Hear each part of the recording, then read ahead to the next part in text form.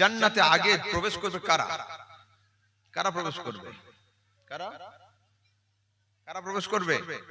মানুষ তো যাবেই, কিন্তু কারা? সবচেয়ে প্রথমে উম্মতের মধ্যে যাবে উম্মতে মুহাম্মাদি।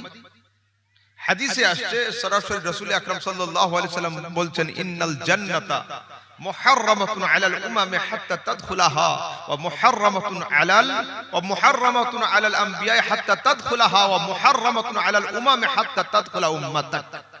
মাহবুব, আমার জান্নাতের দরওয়াজা ততক্ষণ খোলা হবে না যতক্ষণ তুমি তাতে প্রবেশ না করো, আর জান্নাত ততক্ষণ পর্যন্ত লকড থাকবে যতক্ষণ তোমার উম্মত তাতে প্রবেশ না করে। তো উম্মতে মুহাম্মাদি আগে যাবে, নবীদের মধ্যে রাসূল আগে যাবেন।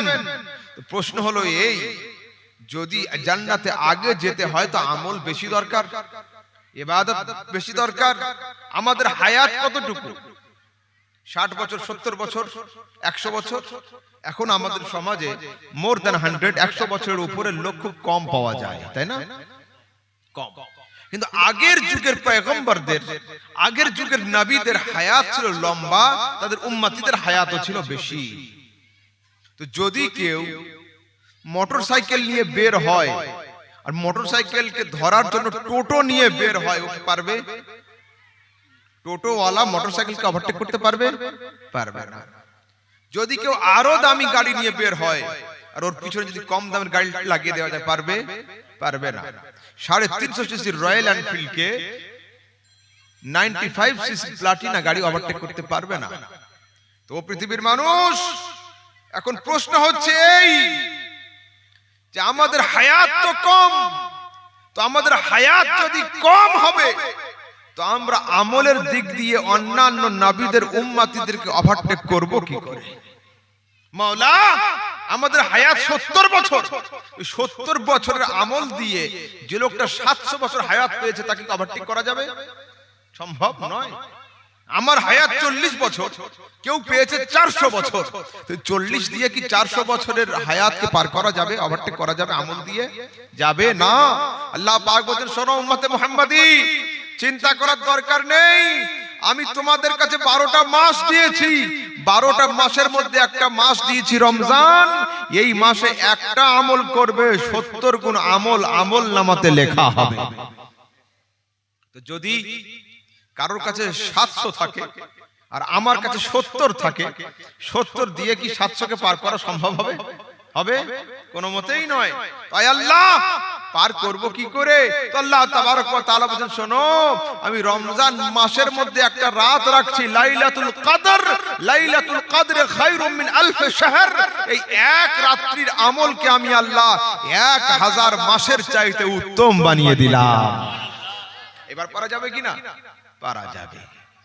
তো আসুন, এই রাসূল আকরাম সাল্লাল্লাহু আলাইহি ওয়াসাল্লাম আমাদেরকে সবসময় আমল শিখিয়েছেন, ইবাদত শিখিয়েছেন।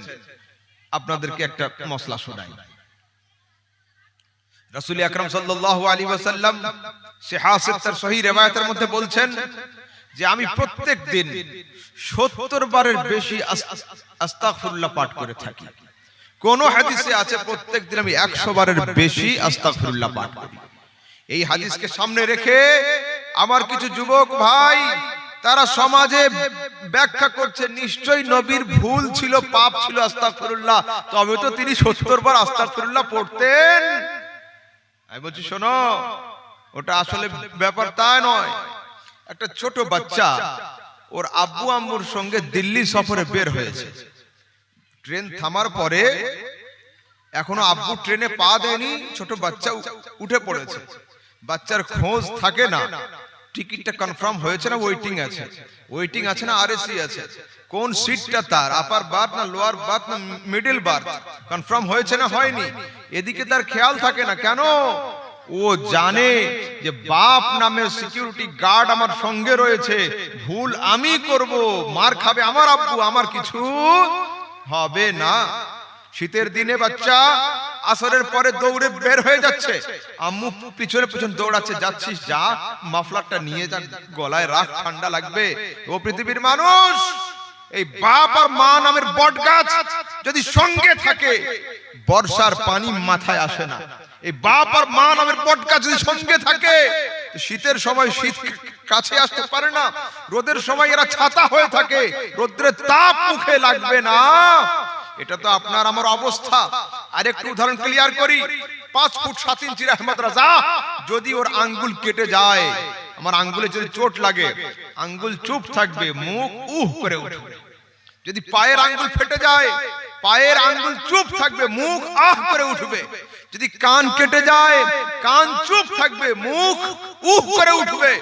আমার দেহের যে কোনো অংশে ব্যথা চোট লাগুক না কেন, দেহের সেই অংশটা চুপ থাকবে।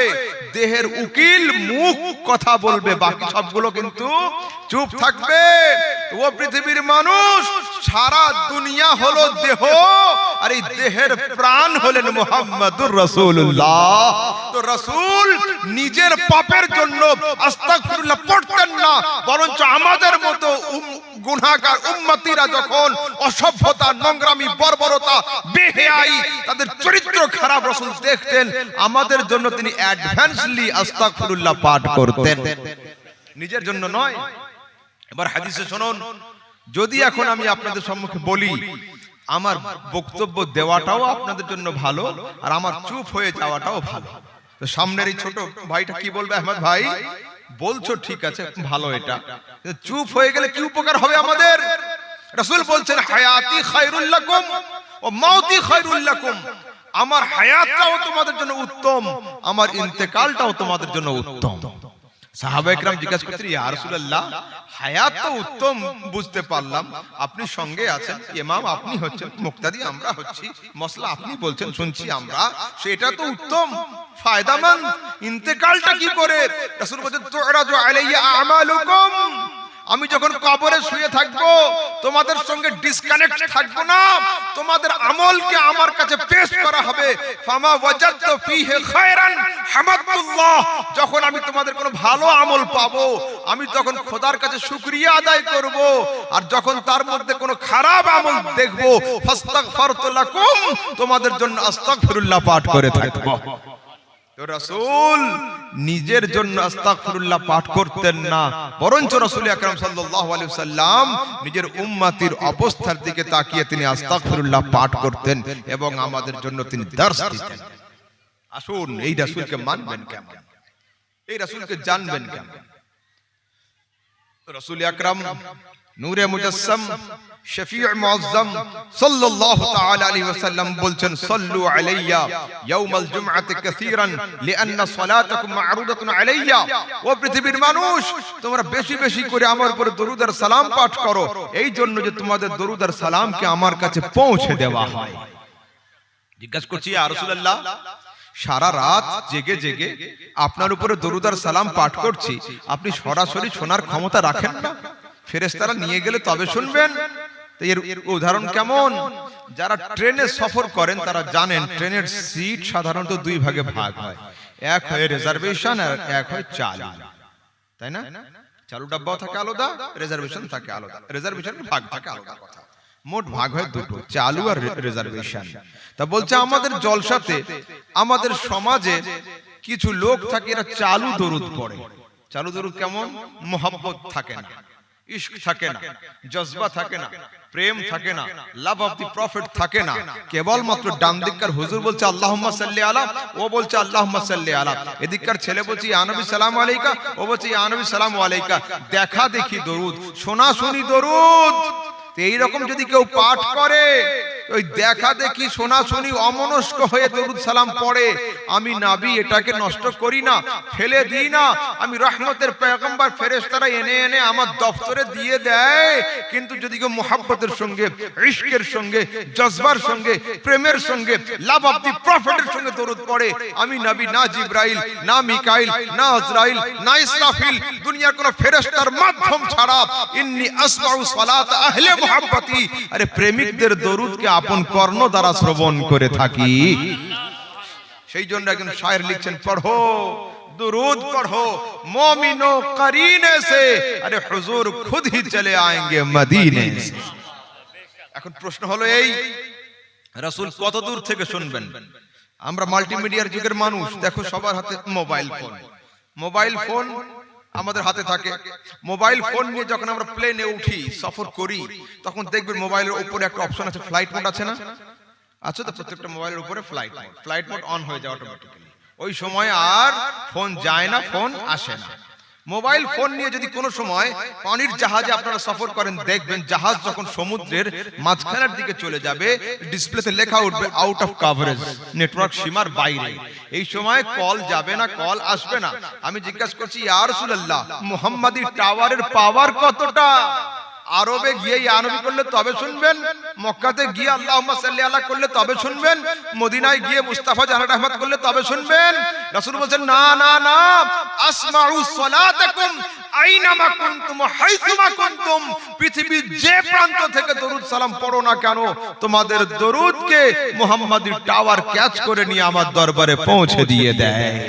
এই হাদিসের দিকে তাকিয়ে ইমাম আহলে সুন্নাত, যুগ দার্শনিক, 1400 হিজরির মহান মুজাদ্দিদ, কম বেশি 1000 পুস্তকের লেখক, 70টা ভাষার পণ্ডিত, আলা হযরত লিখছেন, दूर व नजदीक के सुनने वाले वो काने लाली करामत पे लाखों सलाम। चाहे তোমরা দূরে পড়ো, চাই কাছে পড়ো, মুস্তাফা তোমাদের দরুদ আর সালামকে শুনে থাকে। চলুন আগের দিকে যাই। বুখারী শরীফ কিতাবুল জানায়েজের মধ্যে একটা হাদিস, রাসূল আকরাম সাল্লাল্লাহু আলাইহি ওয়াসাল্লাম বলছেন, যখন তোমরা তোমাদের ভাইকে কবরে দাফন করে মাটির নিচে রেখে দিয়ে বাড়ির দিকে ফিরে আসো, ইন্নাহু লা ইয়াসমাউ কারআনি আলিহিম, তোমাদের ভাইটা কবরে শুয়ে শুয়ে তোমাদের চপ্পলের খসখস আওয়াজ শুনতে পায়। বুখারীর হাদিস, সহিহ হাদিস। দুনিয়াতে কেউ এই হাদিসকে যায়ীফ বলতে পারবে না। তো পৃথিবীর মানুষ যদি একজন শরাবী, জুয়ারি এবং সাধারণ থেকে সাধারণ ব্যক্তি কবরে শুয়ে শুয়ে আমার আপনার চপ্পলের খসখস আওয়াজ শুনতে পায়, আমার রাসূল কবরে শুয়ে শুয়ে উম্মতির দরুদ আর সালাম কি শুনতে পাবেন না? কেন পাবেন না? চলুন একটু আগের দিকে যাই। বুখারী মুসলিমের হাদিস। আরববাসী মানুষ মনে করত, যখন কোন মহাপুরুষের জন্ম বা মৃত্যু হয়, সেই সময় চন্দ্রে বা সূর্যে গ্রহণ লেগে যায়। রাসূল সাল্লাল্লাহু আলাইহি সাল্লামের ছেলে হযরত কাসিম যখন ইন্তেকাল করলেন, সেই সময় গ্রহণ লেগেছিল। রাসূল বলছেন, ইন্নাশ শামসা ওয়াল কামারা আয়াতান মিন আয়াতিল্লাহ লা ইয়াখসিফান লিমাউতি আহাদিন ওয়ালা লিহায়াতিহি ওয়া ইয রাআইতুম যালিক ফাযকুরুল্লাহ। নিশ্চয়ই এই চন্দ্র, এই সূর্য হলো আল্লাহ পাকের নিদর্শনাবলীর মধ্যে দুটো নিদর্শন। এ কারোর জন্মতে, কারোর মৃত্যুতে, কারোর হায়াতে, কারোর মওতে গ্রহণ লাগে না। যখন চন্দ্রগ্রহণ বা সূর্যগ্রহণ দেখবে, তখন সালাতুল কুসুফ এবং সালাতুল খুসুফের নামাজ আদায় করো। রাসূল সবাইকে নিয়ে জামাত করে নফল নামাজ আদায় করাচ্ছেন। নামাজ শেষে সাহাবায়ে কেরাম বলছেন, ক্বালু ইয়া রাসূলুল্লাহ রাআইনাকা তানাওয়ালতা শাইআন ফি মাকামিকা হাযা সুম্মা রাআইনাকা তাকাকাতা ফাকালা আন-নবিয়্যু আলাইহিস সালাম ইন্নী রাআইতুল জান্নাতা ফাতানাওয়ালতু মিনহা উনকুদান লাউ আখাযতুহু লাআকালতুম মিনহু মা বাকিআতিদ দুনিয়া।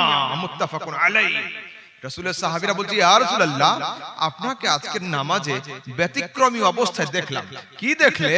তা বলছে, আপনি যখন আল্লাহু আকবার বলে তাকবীরে তাহরিমা বেঁধে নামাজ পড়ছিলেন, হঠাৎ করে ডান হাতটা আগের দিকে দিয়ে কিছু একটা ধরতে গেলেন, আবার এইভাবে করে চলে এলেন। এর কারণটা কি? এর কারণ কি? রাসূল বলছেন, ইন্নী রাআইতুল জান্নাতা ফাতানাওয়ালতু মিনহা উনকুদান। আরে আজকের আমি নামাজ পড়তে পড়তে জান্নাত ভ্রমণে চলে গিয়েছিলাম। শুধু জান্নাতে যাইনি, উনকুদ মানে হচ্ছে আঙ্গুর। আমি জান্নাতের আঙ্গুরের বাগানে গিয়ে এক থোকা আঙ্গুর ধরে ফেলেছিলাম। লাউ আখালতুহু লাআকালতুম মিনহু মা বাকিআতিদ দুনিয়া। আমি যদি এক থোকা আঙ্গুরকে নিয়ে চলে আসতাম, কিয়ামতের সকাল পর্যন্ত খেয়ে দুনিয়াবাসী এক মুঠো আঙ্গুর শেষ করতে পারতো না।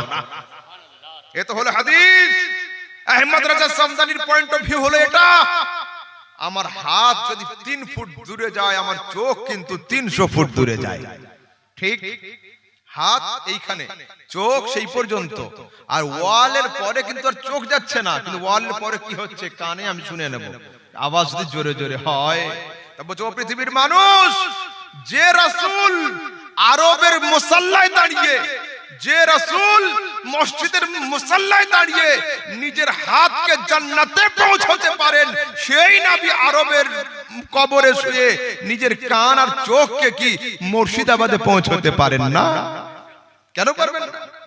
জাস্ট ঈমান রাখতে হবে, ভরসা রাখতে হবে, আর কিছুই নয়। এবারে শুন, আগের দিকে যাই, একটু আগের দিকে শুনুন। যদি এখন আমি আপনি আমরা সবাই আগামী কালকে রেজুলেশন বিল পাস করি, ইনকলাব জিন্দাবাদ, দরুদ সালাম বন্ধ থাক, পড়ব না, কি হবে? মুর্শিদাবাদের লোক পড়বে না, বীরভূমের লোক পড়বে, বীরভূমের লোক পড়বে না, মালদার লোক পড়বে। পুরা পশ্চিমবঙ্গের লোক যদি বাদ করে দেয়, তো পশ্চিমবঙ্গের বাইরে যারা আছে তারা পড়বে। ভারতের লোক পড়বে না, বাংলাদেশের লোক পড়বে।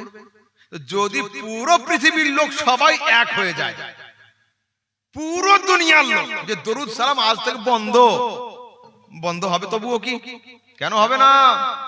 আলা কাবুল আহবার, হযরত কাবুল আহবার থেকে রিওয়ায়াত আসছে, তিনি বলেন মা মিন ফাজরিন ইল্লা ইয়াতলাউ ৭০ আলফাম মিনাল মালায়েকা হাত্তা ইয়াহফু বিল কবর ওয়া ইয়াদরিবুনা বিআজনিহাতিহিম ওয়া ইউসাল্লুনা আলান নবী সাল্লাল্লাহু আলাইহি ওয়াসাল্লাম। প্রত্যেকদিন ফজরের সময় ৭০,০০০ ফেরেশতা আসমান থেকে নেমে নবীর মাজারকে ঘিরে নেয়, নূরানি ডানা দিয়ে হাওয়া করতে থাকে, ওয়া ইউসাল্লুনা আলান নবী, নবীর উপরে দরুদ আর সালাম পড়তে থাকে। ওয়া ইযা আমসু আরাজু, যখন সন্ধ্যা হয়, এই ৭০,০০০ ফেরেশতা আল্লাহর হুকুমে আসমানের দিকে চলে যায়, নতুন ৭০,০০০ অল্টারনেট ডিউটিতে শিফট হয়ে যায়। অর্থাৎ প্রত্যেক দিন সকাল থেকে নিয়ে সন্ধ্যা পর্যন্ত ১,২৪,০০০ ফেরেশতা নবীর উপরে দরুদ আর সালাম পাঠ করার জন্য নিযুক্ত হয়ে রয়েছে। তো যদি সারা দুনিয়ার মানুষ দরুদ সালাম বন্ধ করে দেয়, তবু বন্ধ হবে না। কেন? আরে মিট গয়ে মিটতে হ্যাঁ মিট যাएंगे আদা তেরে, না মিটা है না মিটেगा কभी চর্চা তেরা। এ মুস্তাফা, তোমার দুশমন আগে ধ্বংস হয়েছে, এখনো ধ্বংস হচ্ছে, ইন ফিউচার ধ্বংস হয়ে যাবে, কিন্তু তোমার চর্চা কোনোদিন বন্ধ হবে না। কেন হবে না? শুনুন, কেন হবে না? এখন শক্তির ভক্তি, তাই না? ক্ষমতায় আমি আছি, তো ঝান্ডা আমার উঠবে। 4 দিন পরে আমার পার্টি যদি হেরে যাবে, হুজুরের ঝান্ডা উঁচু হবে। 4 দিন পরে হুজুরকে ভোটে ফেল করে দেবো, এ বাবুর পতাকা উঠবে। আমাদের পতাকাগুলো থাকে কোথায় বলুন তো? বাড়ির ছাদের উপরে, বিল্ডিং এর ছাদের উপরে, ক্লাব ঘরের ছাদের উপরে, মাদ্রাসার ছাদের উপরে। যদি কেউ বড় হাতওয়ালা হয়, তো টাওয়ারের ছাদের উপরে দিয়ে দিল। পতাকা কিন্তু নামিয়ে দেওয়া যায়, পতাকা নামিয়ে ফেলা যাবে। নায়ে মুস্তাফা, তোমার ঝান্ডা কোথায়? রাসূল, তোমার পতাকা কোথায়?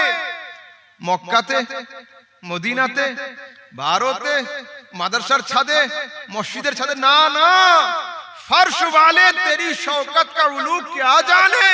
এই দুনিয়াবাসী মানুষ তোমার সম্মান কি বুঝবে? আরে দুনিয়ার কোন ছাদ নয়, খুসরাওয়া আরশ পে উড়তা है ফরেরা তেরা।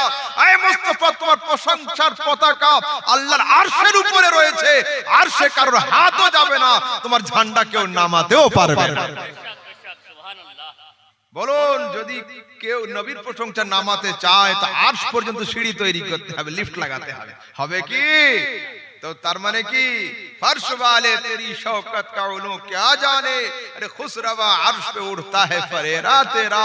अरे खाक हो जाए अदू जलकर मगर हम तो रजा, दम में जब तक दम है जिक्र उनका सुनाते जाए। अच्छा এবার শুনুন, এবার একটু আগের দিকে শুনুন মন দিয়ে। একটা সাদা কাগজ, বাবু সাহেব খেয়াল করো, একটা সাদা কাগজ নিলাম, পেপার, মন দাও, পেপারে একটা দাগ দিলাম। ইংরেজিতে 1 ধরা যেতে পারে কিনা? 1 1, একের ডান দিকে 0 দিলে কত হবে? 10। 0 যদি রাগ করে একের বাম দিকে চলে যায় কত হবে? 0 1। দুটো 0 যদি একের ডান দিকে দেওয়া হয় কত হবে? 100। দুটো 0 যদি হিংসা করে, চল আমরা বাম দিকে চলে যাই, একের সম্মান বেড়ে যাচ্ছে, তো কি হবে? 0 গুলো 0 হয়ে যাবে, 1 কিন্তু একই থেকে যাবে। 3টে 0 যদি একের ডান দিকে দেওয়া হয় কত হবে? 1000। কিন্তু 3টে 0 যদি হিংসা করে, ঈর্ষা করে, একের সম্মান বেড়ে যাচ্ছে, চল আমরা বামপন্থী হয়ে যাই, বাম দিকে চলে যাই, তো জিরো গুলো জিরো হয়ে যাবে, এক হিরো হিরোই থেকে যাবে, একের মধ্যে কোনো পরিবর্তন আসবে না। ও পৃথিবীর মানুষ, সম্মানের দিক দিয়ে নবীর সামনে আমরা হলাম জিরো, আর আমার রাসূল সম্মানের দিক দিয়ে হলেন এক। তো যখন কেউ দরুদ সালাম পাঠ করে আমাদেরও সম্মান বাড়ে, নবীরও সম্মান বাড়ে। যখন কেউ দরুদ আর সালামকে নাজায়েজের ফতোয়া দিয়ে বাম দিকে চলে আসে, নিজেরা জিরোর জিরো হয়ে যায়, সুন্নিদের নবী হিরোর হিরো থেকে যায়। এতে কোনো পরিবর্তন আসে না। এক যখন ডান দিকে যায়, এক জিরো যখন ডান দিকে যায়, একেরও ভ্যালিডিটি বাড়ে, ওদেরও সম্মান বাড়ে। এরা বাম দিকে হলে জিরোরা জিরো হয়ে যায় এক। যদি কেউ খেতে বাকি থাকেন তা খেয়ে নেবেন, খাওয়ানোর শেষের দিক। আর যদি কারো খিদে না থাকে উঠবেন না জোর করে খাওয়ার জন্য। হ্যাঁ, আমি চলে যাব, খুব বেশিক্ষণ নয়, অল্প। তারপরে শুনুন, 0 + 0 + 0 + 0 সমান কত? আসলে কত? 10টা শূন্য যোগ করলে কত হবে? 0। 1 লক্ষ 0 যোগ করলে 0। যেমন 1 লক্ষ 0 একত্রিত হয়ে একটা এক হতে পারে না, তো সারা দুনিয়ার সমস্ত উম্মতি একত্রিত হয়ে এক মুস্তাফা হতে পারে না, এক মুস্তাফা হতে পারে না। চলুন একটু আগের দিকে যাই। আচ্ছা, এখন আমি আপনাদের সালাম দিলাম, আপনারা আমাকে জবাব দিলেন, আমার আওয়াজও আপনাদের কানে গেল, আপনাদের উত্তরের আওয়াজও আমি কানে শুনলাম। নবীকে যে এই সব সময় ইয়া নবী সালাম আলাইকা করছেন, নবীর কোন সময় উত্তর শুনতে পেয়েছেন? উত্তর দেয় কি দেয় না? দেয়, উত্তর দেয়। সরাসরি সিহাহাতের হাদিসে আছে, রাসূল বলছেন, মা মিন মুসাল্লিমিন ইউসাল্লিমু আলাইয়া ইল্লা রাদ্দাল্লাহু আলাইয়া রূহি হাত্তা আরুদ্দা আলাইহিস সালাম। আমার উম্মতিরা যেন টেনশন না করে যে ইন্তেকালের পরে আমি উত্তর দিই কি দিই না। যখন কোন দরুদ পড়নে ওয়ালা, সালাম পড়নে ওয়ালা আমার উপরে দরুদ আর সালাম পাঠ করে, আল্লাহ পাক আমার দেহে আত্মাকে ফিরিয়ে দিয়েছেন, আমি তার সালামের উত্তর দিয়ে থাকি। সরাসরি হাদিস। এবার আসুন আগে একটা উদাহরণ শুনুন। মসজিদের গেটে একটা ফকির বসে থাকে সব সময়, জীর্ণ শীর্ণ, ছেঁড়া ফাটা জামা পরে, উস্কো ফুস্কো চেহারায়। রাস্তার ধার দিয়ে একটা অফিসার প্রত্যেক দিন গাড়িতে করে যাতায়াত করে। অফিসারকে এই ফকিরটা বলে, আসসালামু আলাইকুম। অফিসার সাহেব কখনো কখনো উত্তর দেন, কখনো মাথা নড়িয়ে দেন, কখনো হাত দেখিয়ে চলে যায়, তাড়াতাড়ি থাকে, ব্যস্ততা। 2-3 দিন 4 দিন পরে একদিন অফিসার সাহেব গাড়ি নিয়ে যাচ্ছেন একই রাস্তা দিয়ে, বাম দিকে তাকিয়েছেন, দেখছেন ফকির ওখানে নেই। গাড়ি থামিয়ে মাদ্রাসার হেড হুজুরকে জিজ্ঞাসা করছেন, হযরত এখানে একটা ফকির থাকতো, গেল কোথায়? তো হুজুর উত্তর দিচ্ছেন, আরে স্যার উনি অসুস্থ হয়ে পড়েছেন আর আসতে পারেন না ভিক্ষা করতে। অফিসার সাহেব ড্রাইভারকে বলছে, গাড়িটা ঘোরাও, লোকটাকে দেখতে যাব। ভালো করে বুঝে নাও, লোকটাকে দেখতে যাব। এই অফিসার লোকটার খবর নিল কখন? সালাম বন্ধ হলো যখন। যতদিন সালাম চললো ততদিন কেয়ার হয়নি, কিন্তু সালাম যেদিন বন্ধ হয়েছে খোঁজ নিয়েছে। তো পৃথিবীর মানুষ, তোমরা এদিকে চিন্তা করো না রাসূলের উত্তরের আওয়াজ তোমার কানে আসছে কিনা আসছে, রাসূলের জবাব তোমরা শুনতে পাচ্ছ কি না পাচ্ছ, এদিকে খেয়াল করো না। মনের আনন্দে নত শিরে নির্বিঘ্নে নবীর উপরে দরুদ আর সালাম পড়তেই থাকো, পড়তেই থাকো, পড়তেই থাকো। যেদিন মালাকুল মউত তোমার দেহ থেকে আত্মা বের করে নিবে, নবীর দরবারে দরুদ আর সালাম যাবে না, সেই দিন আমার মুস্তাফা 2 জন ফেরেশতাকে নিয়ে খুঁজতে খুঁজতে তোমার কবরে উপস্থিত হয়ে যাবে। সেই দিন মুস্তাফা 2 জন ফেরেশতা নিয়ে উপস্থিত হয়ে যাবেন, যে কই অমুক গ্রামের অমুক লোকটা ফজরের পরে বলতো ইয়া নবী সালামু আলাইকা, আজকে সালাম আসছে না কেন? জুমার পরে বলতো সালাতু সালামু আলাইকা ইয়া রাসূলুল্লাহ, আজকে দরুদ আসছে না কেন? চলো এই ফেরেশতারা চলো, ওর সালাম বন্ধ হলো কখন? আমি এখন খোঁজ নিব তাকে। আচ্ছা, দুনিয়ার বিজনেস কয় রকম হয় বলুন তো? দুই রকমের, নগদার বাকি, নগদার বাকি, দুই রকমের বিজনেস হয়। তো রাসূলের সঙ্গে প্রেমের বিজনেস নগদে হবে না বাকিতে? প্রেমের বিজনেস তো নগদেই হয়, বাকির কোনো কারবার থাকে না। আর বিশেষ করে নবীর সঙ্গে প্রেম, নগদের তো কোনো কথাই নেই। আলা হযরত কি লিখছেন? আচ্ছা, আমাদের মৌলবীদের অবস্থা কি বলুন তো? জলসার ডেট আগে হয় না, মৌলবীর সঙ্গে কথা বলতে হয় আগে। এটার ডেট ছিল 24 তারিখে, তাই তো? মৌলবী আহমদ রাজা ফোন করে বলেছিল আমি 24 তারিখে আসতে পারবো না, আব্বা হুজুরের ফাতিহা আছে 25 তারিখে, তো আমার জন্য যাওয়া সম্ভব নয়। তো পুরা কমিটির লোক বসে ডেট চেঞ্জ করেছে আমার জন্য 27 তারিখ হলো। তো জলসা পরে হয়, জলসা পরে হয়, ডেট আগে নিতে হয়। आला हजरत सरकार लिखছেন আরে জান দে দো ওয়াদায়ে দিদার পর, মুস্তাফার সঙ্গে প্রেমের বিজনেস করে তো দেখ। আরে বাকি নয়, নগদ अपना দাম हो ही जाएगा। যেদিন মরে তুই কবরে যাবি, বাকির কোনো কারবার নেই, নগদে আমার নবী সেদিন তোর কবরে উপস্থিত হয়ে যাবেন। রাসূলকে ডেট দিবেন যে শুক্রবার মরেছো, সোমবার আসবো, থামো 4-5 দিন, ডেট দিবেন না। আরে জান দে দো ওয়াদায়ে দিদার পর, নবীর সঙ্গে প্রেমের বিজনেস করে তো দেখ, বাকির কোনো কারবার নেই, নগদ अपना দাম हो ही जाएगा। যেদিন তুই মরে কবরে যাবি, মুস্তাফা সেই দিন তোর কবরে উপস্থিত হয়ে যাবে। যখন মানুষকে কবরে শুইয়ে রেখে চলে আসবে, ফাআতাহু মালাকান, দুইজন ফেরেশতা কবরে আসবে। দুইজন ফেরেশতা উঠাবে, উঠিয়ে বসে জিজ্ঞাসা করে মা কুনতা তাকুলু বিহাক্কি হাযার রাজুল, এই চাঁদের মতো চেহারাওয়ালা মুস্তাফা সম্পর্কে তোর আকীদা কি ছিল বল। ইযা কানা রাজুলু মুমিনান, যদি লোকটা মুমিন হয় কি বলবে? হাযা নবিয়ুনা মুহাম্মাদুন সাল্লাল্লাহু আলাইহি ওয়াসাল্লাম। আরে আমাকে জিজ্ঞাসা করছো, ইনি তো আমাদের নবী মুহাম্মদ সাল্লাল্লাহু আলাইহি ওয়াসাল্লাম। উত্তর যদি ঠিক হয়ে যায়, ফেরেশতারা বলবেন ওয়ানজুর ইলা মাকআদিকা মিনান নার, এই দেখ দেখ তোর জন্য জাহান্নামের দরওয়াজা খোলা হচ্ছিল। কাদ আবদালাকাল্লাহু মাকানাকা মিনান নার ইলাল জান্নাহ, মুস্তাফার নূরানী চেহারাকে তুমি চিনতে পেরেছো, সেই জন্য জাহান্নামকে তালা মেরে দিয়ে জান্নাতের দরওয়াজা তোমার জন্য খুলে দেওয়া হয়েছে। তো কার চেহারা চিনে জান্নাতের দরওয়াজা খোলা হলো, আর কার চেহারা না চিনতে পারলে জাহান্নাম খুলে যেত? ও পৃথিবীর মানুষ, যাকে চিনলে জান্নাত পাওয়া যায়, যাকে না চিনলে জাহান্নাম পাওয়া যায়। তো যদি চিনতে হয় তাকেই চেনো, যাকে চিনলে জান্নাতের দরওয়াজা খুলে দেওয়া হয়।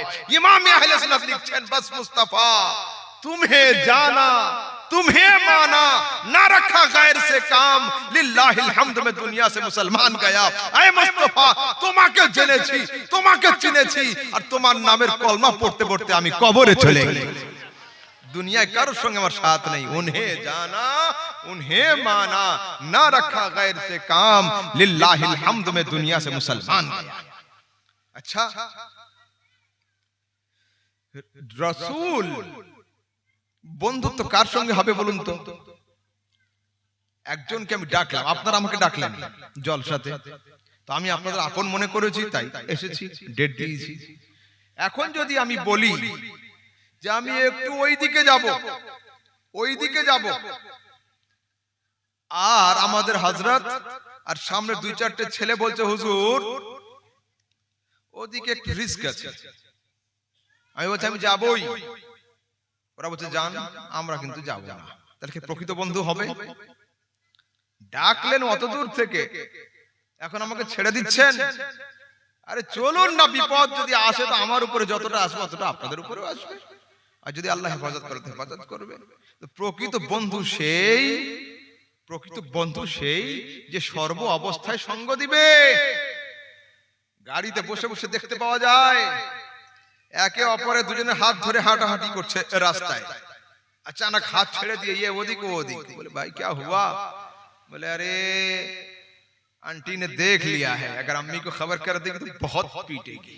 अच्छा, फिर एक परे शॉपिंग मॉले गিয়ে একটু হাত, फिर अचानक हाथ ছেড়ে দিয়ে ये এদিক ওদিক বলে কি হলো, বলে পাশের বাড়ির চাচা দেখতে পাচ্ছি ঘুরছে, এখানে দেখতে পেলে আপনাকে খবর করে দিবে।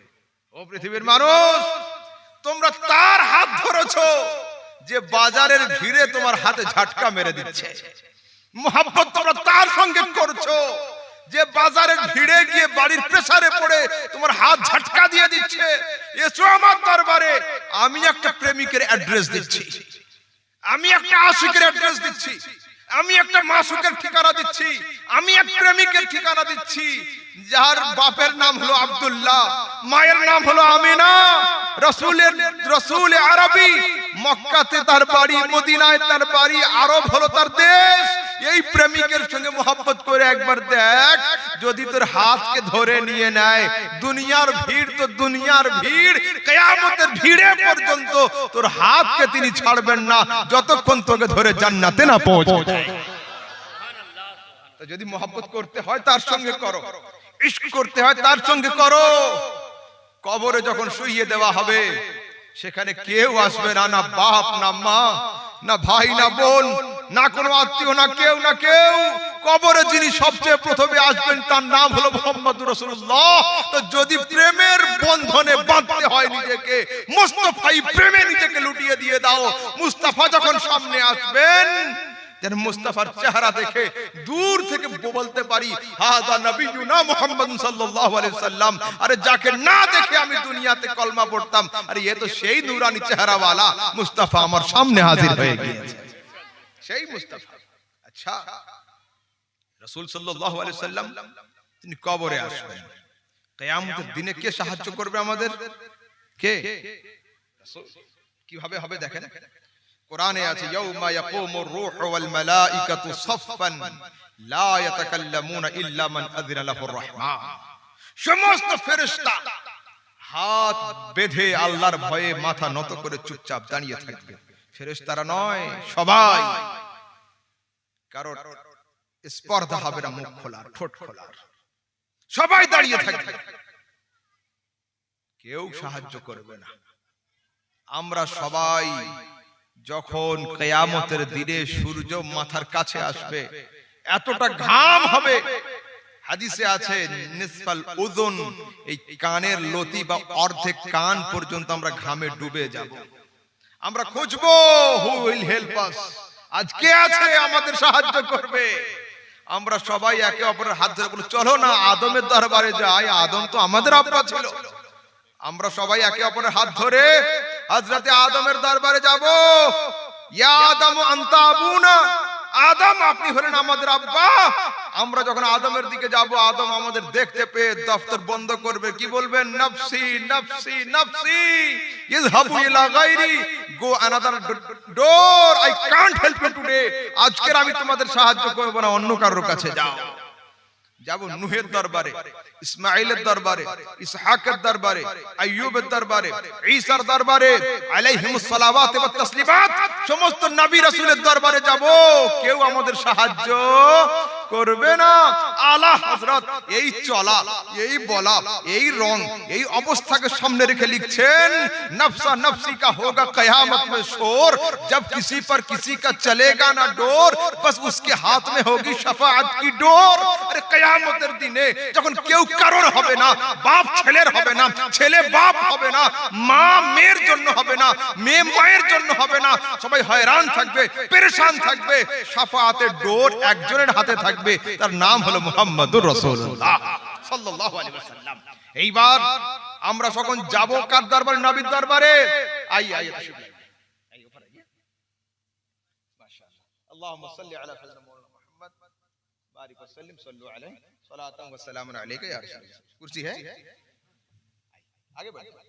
তো শুনেন, এই হাদিসের দিকে তাকিয়ে ইমাম আহলে সুন্নাত সরকার লিখছেন পকেট থেকে কলম নিয়ে, কি सबने तो सफे महशर में ललकार दिया हमको, ऐ बेकसों के आका अब तेरी दुहाई है।